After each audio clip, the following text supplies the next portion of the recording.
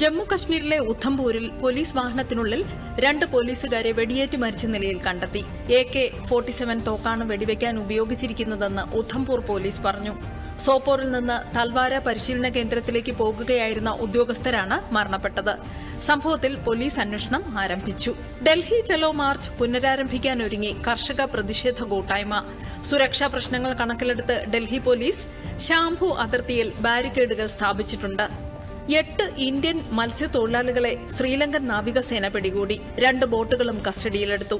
തമിഴ്നാട്ടിലെ രാമനാഥപുരം തീരത്ത് വെച്ചായിരുന്നു മത്സ്യത്തൊഴിലാളികളെ അറസ്റ്റ് ചെയ്തത്.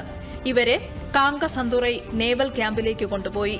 KSRTC Pappanamcode unit budget tourism യാത്രകൾക്ക് തുടക്കമിട്ടു.